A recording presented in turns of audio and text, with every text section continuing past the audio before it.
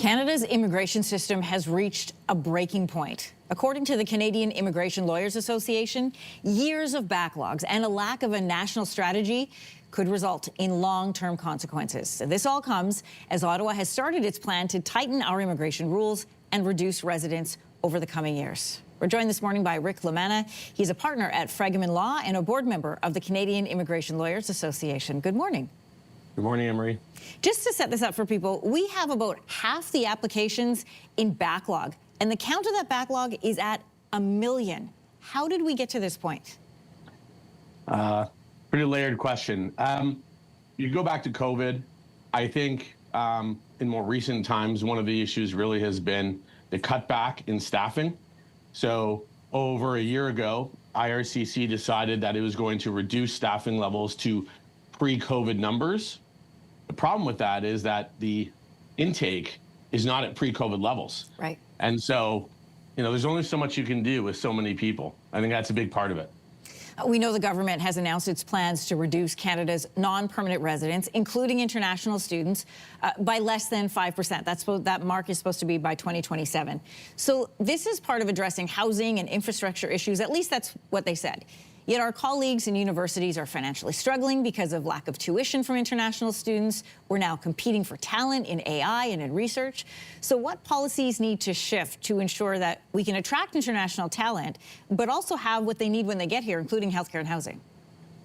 Well, I think where we are is entirely predictable. And I say that because if for over a decade, you open the floodgates and you don't really have any sense of where these students are going and what programs are graduating in, right? You're left with a huge number of students that now their pathway is blocked. So what do? The government decided it was going to stop those floodgates, close the funnel. And like you said, now we're in a situation where there are a lot of schools in big financial trouble. And so it's going to take a few years to work this out.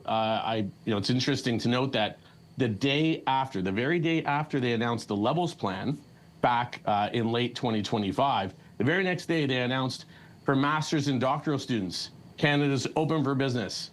We're going to expedite your application. We're going to expedite the application for your spouse if you have one. So the issue is a lot of mixed messaging.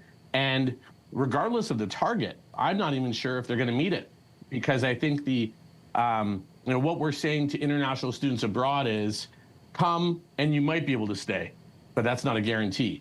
And so they may be looking elsewhere. Last fall, Immigration, Refugee and Citizenship Canada released the number of applications that it was wading through. And, as we mentioned, there were 2 million applications, but just over 1 million are in backlog. So the federal government says AI technology is going to help clear this. But just how effective is the system we have? Where does this leave people who are kept waiting? And how long does it take to go through 1 million applications? A long time. Like how many years could those people who are in the system be waiting? 5 years, 10 years? It depends on what type of program you're applying for. But for example, take a spousal sponsorship. Those have increased by about 200%. Parents, grandparents, those have increased by about 400%. The issue is, will the government even process them all? Or will it just sort of cancel applications? Will it cancel entire programs? They've given themselves that authority, which feeds into the predictability aspect. We need to have a predictable system.